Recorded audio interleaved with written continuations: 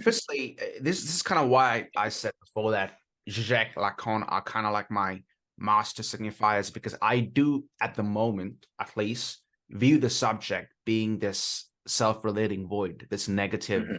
emptiness, and it's sort of why I'm kind of a bit critical of this very, what's the word, voguish ego psychology movement, where Right. you see a therapist and what's deep down within you, what's the true truth. Mhm. Then Zizek says, if you really look into yourself, what you find is you're full of shit. It's just, Yeah. Yep. and in a way, I kind of agree with him. But and I think if I reconcile this with Christ in the sense of this way, with the idea of communal ontology and how this self-relating negativity, this void, isn't the end, I believe I'll just be a Christian, and that's where my struggle is at the moment. Mhm. Mhm. So could you kind of explain and maybe flesh out what you mean by the fact that this negativity isn't the end, it isn't the ultimate, that is in fact or let's call it split subjectivity, Mhm. or in Christian terms, the fact that we are fallen and that we're sinful beings. Mhm. How do we overcome that? Right. Let's Right. put it plainly. Uh-huh. Yeah, that's a very important question. And I guess to begin, I would just I'd begin by talking about what's Zizek's solution, right? Because Zizek has the subject, and you may say, well, Zizek doesn't have a solution, and that the whole idea is that if you have a solution to the negativity, you're engaging in ideology or whatever.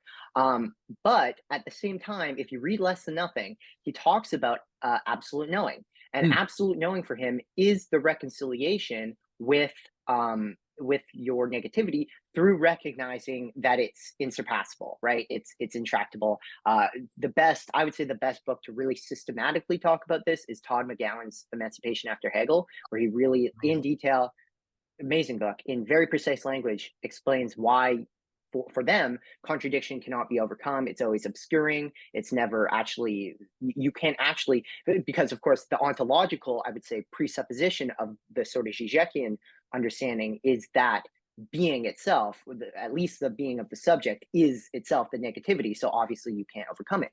But Zizek says that you can reconcile with it. And you've read Aphasis, so you probably remember the part where I was talking about my issues with this. And my issue just fundamentally is that I don't think that this is overcoming it, and I don't think it's possible. More importantly, I don't think it's possible to recognize your own negativity.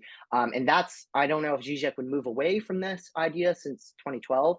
2012 when Less Than Nothing was published, but at least in that book he talks about how there is a sort of absolute knowing where you can have a sort of Hegelian reconciliation. I don't think Hegel himself would have said this because it's a little too cynical, for lack of a better term. It stays too much with the negativity. But for Zizek, that's how you reconcile it. You just recognize it. And in the book, I talk about, I'm a little unfamiliar. It's been a while since I've actually thought about this. But in the book, I sort of lay out why that is impossible from the Zizekian perspective. Actually, that is the third impossibility of subjectivity, the impossibility of absolute knowing.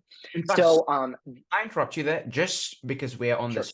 I kind of want to, enumerate the three impossibilities of subjectivity that you laid down in the in Mhm. Ephesus. I apologize for interrupting you, but I think this is important. No worries. You Yeah, say yeah. the three impossibilities, and I kind of took note of them, are division between form and content, so the Hegelian idea, and then the impossibility of mutual recognition or intersubjectivity. Now, I gotta say, this for me is perhaps the most important point you laid down. I don't see how there can be, yes, as you've laid noted, mutual recognition or intersubjectivity Mhm, mhm. without some kind of communal ontology, Right. or idea of communion. It just seems Mhm, kind of even absurd to me, really. And then the third one, mhm. what you pointed out, was the impossibility of absolute knowing. So we can't Right, reconcile with this negativity in any way. That is the right. inability to meet the subject's finitude.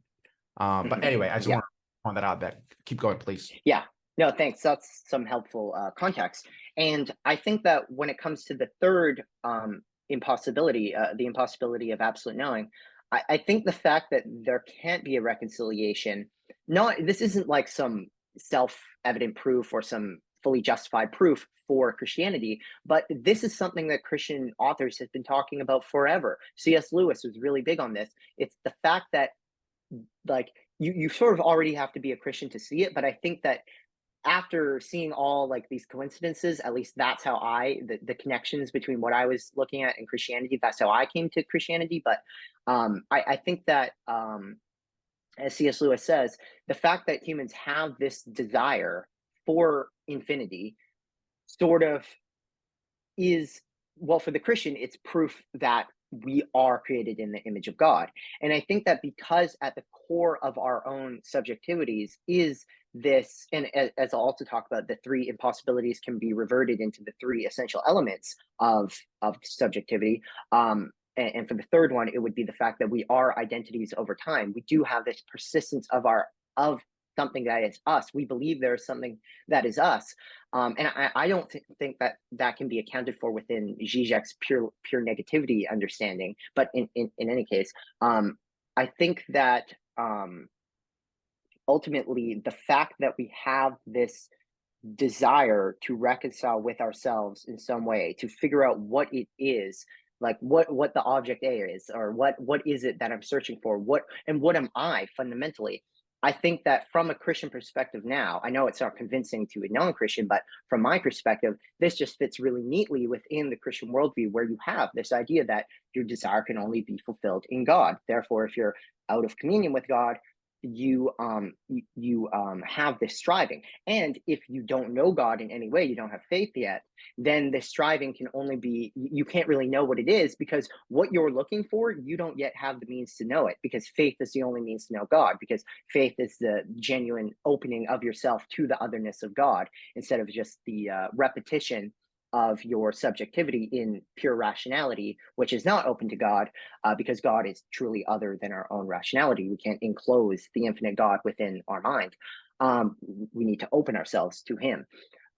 So that would be that's what I would say about the impossibility of absolutely knowing. I think that the very fact that it is an impossibility from a Christian perspective, I can now look on it and see it as sort of part of this journey to God. It's part of it. It's very much the beginning stages where you don't know God, but you still have this desire as the image of God to reconcile with yourself.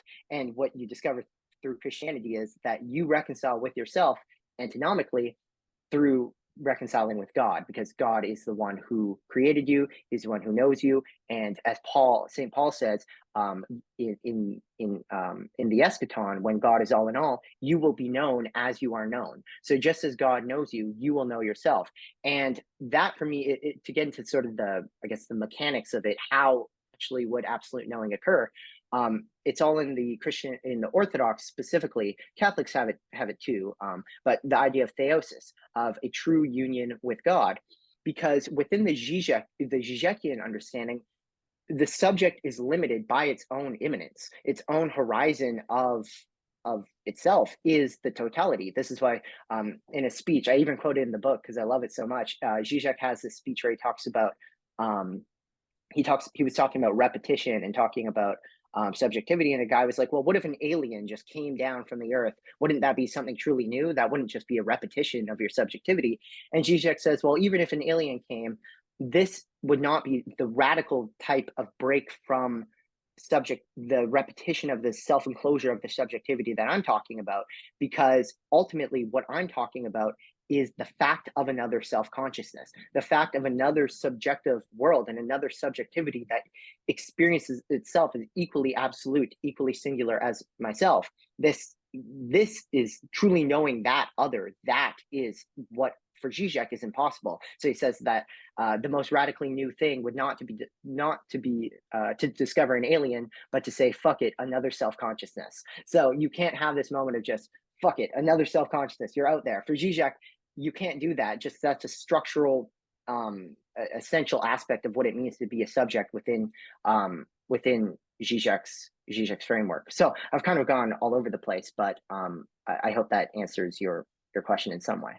No, it certainly does, because for me, I would say on the point of recognizing another subject, because as you pointed out, our subjectivity is absolute. We really can't step outside of our subjectivity in that sense. And for me, at the moment, I think the only way for that mutual recognition is love. And I mean that more in the sense of eros, although Mhm. I feel eventually, and who knows what the future holds, I might become a Christian and just Mhm.